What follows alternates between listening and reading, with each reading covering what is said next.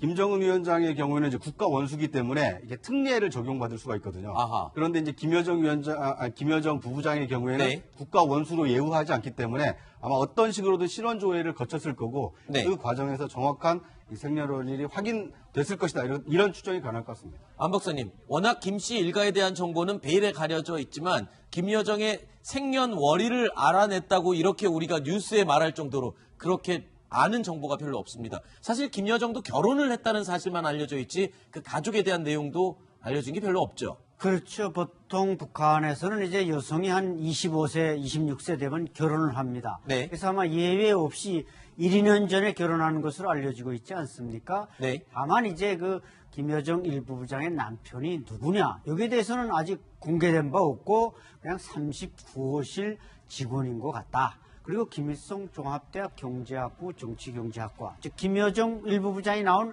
그 같은 과의 출신인 것 같다. 이런 소리 지금 난무하고 있거든요. 근데 제가 볼 때는 아마 김정일 위원장이나 또 김정은 위원장도 과거 장성택의 사례를 비교해 볼 때 정말 너무 똑똑한 사람보다는 그냥 아주 겸손하고 네. 수수한 사람으로 선택했을 가능성이 대단히 높습니다. 네. 자, 태영호 전 영국 주재 북한 공사는 김여정이라는 사람에 대해서 이렇게 이야기를 했습니다. 김정은의 여동생으로 그냥 만족할 만한 사람은 절대 아니다. 들어보시죠. 김여정도 역시 해외에서 자랐기 때문에 이 언론에 상당히 각광을 받고 싶어합니다. 북한에서 네. 김정은이가 이제 처음 지도자로 이제 나설 때 그때부터 김여정이가 뒤에서 다 뭐 꽃다발을 주면 자기가 받아가고 그랬죠. 이렇게 언론의 중심에 이제 서 있으려고 했습니다. 경제와 연결된 어느 한 분야를 이제 저는 담당하지 않겠느냐. 김정일 위원장이 살았을 때 자기 자식 그 3명에 대해서 김정철, 김정은, 김여정 3사람에서 평가한 게 있습니다. 네. 아들들은 바보 같은 놈들이고 네. 김여정이가 똑똑하다. 네. 만약에 김여정이가 아들이었으면 내가 후계자를 시킬 만한 사람이다. 아하. 라고 했기 때문에 상당히 머리가 좋은 모양입니다. 네. 그리고 이제 김여정이 현재 10년 사회 체제하지 않습니까? 네. 아마도 최종 그 체크하는 사람은 김여정일 가능성이 높고 네. 그다음에 김여정은 자식이 둘 있습니다. 한 자식은 2015년도 10월 달에 당창을 행사를 하지 않습니까? 네. 그 전에 애를 하나 낳았고, 네. 그 다음에 금년도 2월 달에 임신해 와가지고, 네. 4월 27일 남북 정상회담 때는 애를 놓고 나타났습니다. 네. 그렇기 때문에 아마 3, 4월경에 애를 또 낳기 때문에 첫 번째는 분명히 딸이고, 두 번째는 뭐 성별은 모르겠습니다만 네. 자식이 둘 있습니다. 그렇군요. 자, 김여정이 상당히 능력이 있는 사람이다라고 여러 곳에서 분석이 나오고 있는데 실제로 이 선전에 이용됐던 많은 단어들 그리고 그런 개념들이 김여정이 직접 만든 것들이 많다면서요. 그렇습니다. 과거에 이제 김기남 그 선전 비서가 있을 때 만들어낸 대표적인 것이 하나가 이제 구호나무라는 것입니다. 네. 뭐 일제 때 그 김일성 빨치산이 뭐 평양까지 내려오고 또 백두산에 건너와서 이 구호나무를 새겨놨다고 하면서 그걸 보존하는 식, 뭐 일본에서 특수 도료를 사다 이렇게 좀 그건 사실은 근데 대체로 북한 사람들은 그걸 조작했다고 생각하는데 오늘날 김여정이 이 선전선동 문화를 장악해가지고 내놓은 대표적인 구호들이 이제 자강력 제일주의, 자력갱생이라는 용어를 조금 이제 또 업그레이드 시킨 거고, 그다음에 이제 천리마 운동, 과거 50년대 김일성이 만들어낸 천리마 운동을 말리마 운동, 말리마 속도, 이렇게 해서 뭔가 또 새로운 시대, 새로운 지도자의 리더십을 부각시킨 용어들을 지금 여지없이 김여정이 팍팍 생산을 해내고 있습니다. 네. 조금 전에 김씨 삼형제를 얘기를 했는데 삼남매를 얘기를 했는데 김정철 얘기를 또 안 할 수가 없을 것 같습니다. 김정은에게 여동생 김여정뿐만 아니라 친형 김정철이 있죠. 그런데 후계 구도에서 김정철은 일찌감치 배제가 됐습니다. 김정철을 오랫동안 옆에서 측근에서 지켜보고 보필했던 태영호 공사. 왜 배제됐는지 그 이유를 이렇게 저에게 설명을 해줬습니다.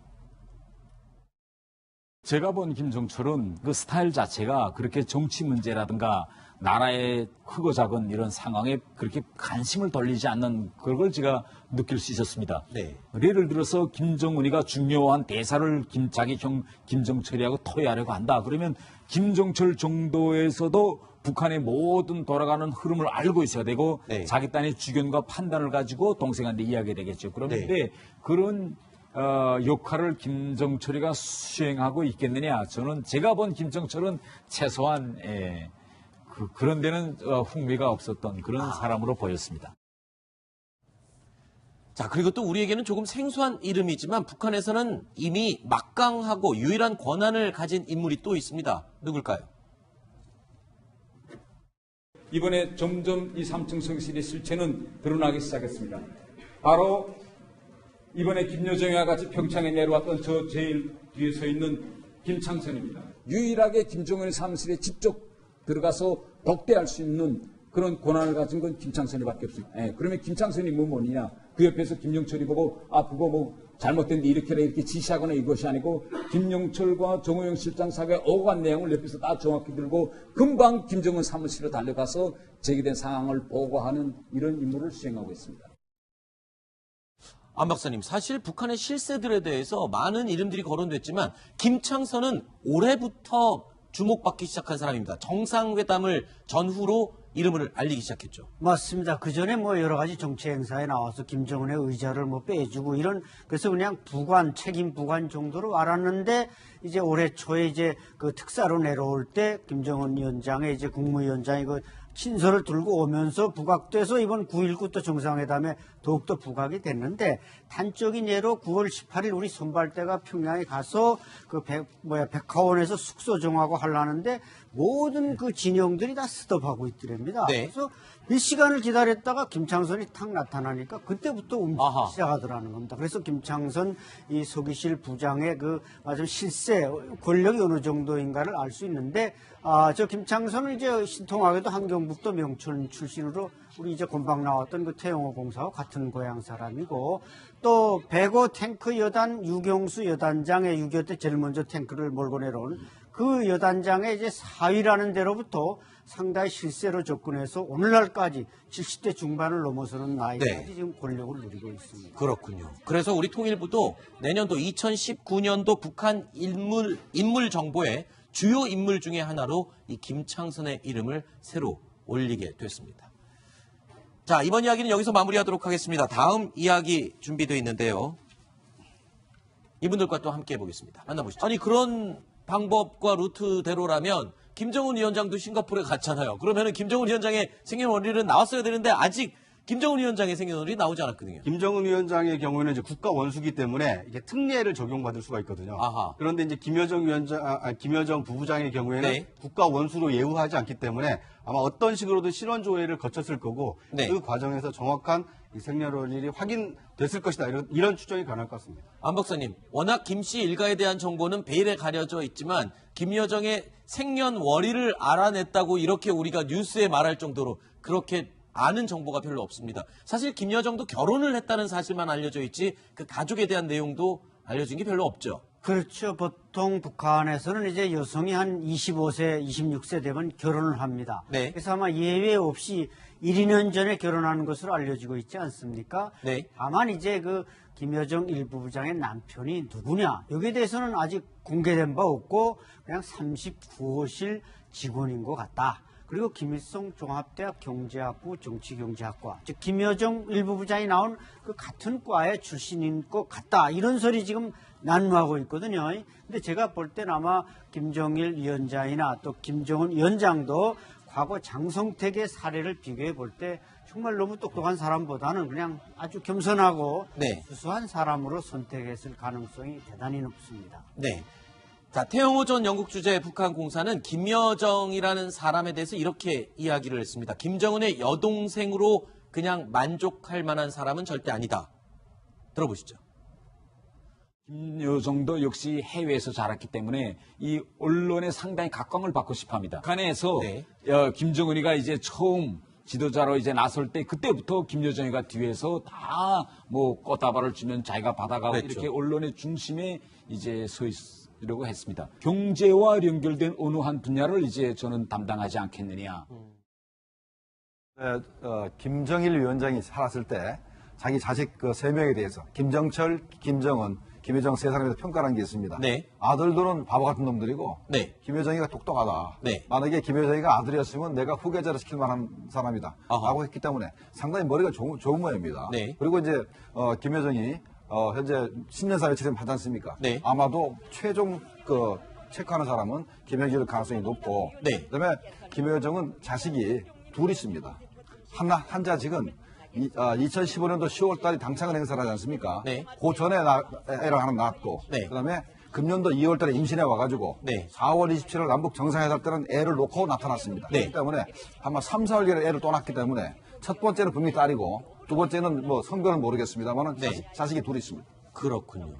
자, 김여정이 상당히 능력이 있는 사람이다라고 여러 곳에서 분석이 나오고 있는데 실제로 이 선전에 이용됐던 많은 단어들 그리고 그런 개념들이 김여정이 직접 만든 것들이 많다면서요. 그렇습니다. 과거에 이제 김기남 그 선전 비서가 있을 때 만들어낸 대표적인 것이 하나가 이제 구호나무라는 것입니다. 네. 뭐 일제 때 그 김일성 빨치산이 뭐 평양까지 내려오고 또 백두산에 건너와서 이 구호나무를 새겨놨다고 하면서 그걸 보존하는 식, 뭐 일본에서 특수 도료를 사다 이렇게 좀 그건 사실은 근데 대체로 북한 사람들은 그걸 조작했다고 생각하는데 오늘날 김여정이 이 선전선동 문화를 장악해가지고 내놓은 대표적인 구호들이 이제 자강력 제일주의, 자력갱생이라는 용어를 조금 이제 또 업그레이드 시킨 거고, 그다음에 이제 천리마 운동, 과거 50년대 김일성이 만들어낸 천리마 운동을 말리마 운동, 말리마 속도, 이렇게 해서 뭔가 또 새로운 시대, 새로운 지도자의 리더십을 부각시킨 용어들을 지금 여지없이 김여정이 팍팍 생산을 해내고 있습니다. 네. 조금 전에 김씨 삼형제를 얘기를 했는데 삼남매를 얘기를 했는데 김정철 얘기를 또 안 할 수가 없을 것 같습니다. 김정은에게 여동생 김여정뿐만 아니라 친형 김정철이 있죠. 그런데 후계 구도에서 김정철은 일찌감치 배제가 됐습니다. 김정철을 오랫동안 옆에서 측근에서 지켜보고 보필했던 태용호 공사. 왜 배제됐는지 그 이유를 이렇게 저에게 설명을 해줬습니다. 제가 본 김정철은 그 스타일 자체가 그렇게 정치 문제라든가 나라의 크고 작은 이런 상황에 그렇게 관심을 돌리지 않는 그걸 제가 느낄 수 있었습니다. 네. 예를 들어서 김정은이가 중요한 대사를 자기 형 김정철이하고 토의하려고 한다. 그러면 김정철 정도에서도 북한의 모든 돌아가는 흐름을 알고 있어야 되고 네. 자기 딴의 주견과 판단을 가지고 동생한테 이야기해야 되겠죠. 그런데 네.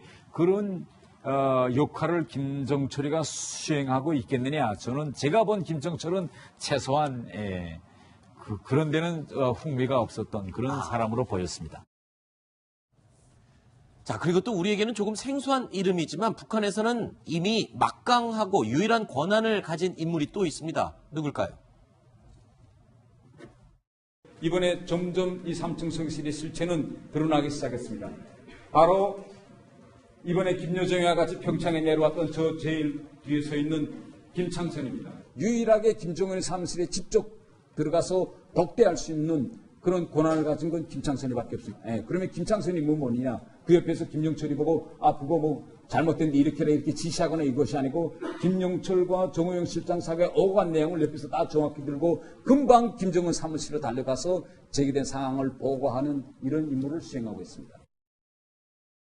안 박사님, 사실 북한의 실세들에 대해서 많은 이름들이 거론됐지만 김창선은 올해부터 주목받기 시작한 사람입니다. 정상회담을 전후로 이름을 알리기 시작했죠. 맞습니다. 그 전에 뭐 여러 가지 정치 행사에 나와서 김정은의 의자를 뭐 빼주고 그래서 그냥 책임 부관 정도로 알았는데 이제 올해 초에 이제 그 특사로 내려올 때 김정은 위원장의 이제 국무위원장이 그 친서를 들고 오면서 부각돼서 이번 9.19 또 정상회담에 더욱더 부각이 됐는데 단적인 예로 9월 18일 우리 선발대가 평양에 가서 백화원에서 숙소 정하고 하려는데 모든 그 진영들이 다 스톱하고 있더랍니다. 네. 그래서 몇 시간을 기다렸다가 김창선이 탁 나타나니까 그때부터 움직이기 아하. 시작하더라는 겁니다. 그래서 김창선 이 서기실 부장의 맞으면 실세 권력이 어느 정도인가를 알 수 있는데 저 김창선은 이제 신통하게도 한경북도 명천 출신으로 우리 이제 금방 나왔던 그 태용호 공사와 같은 고향 사람이고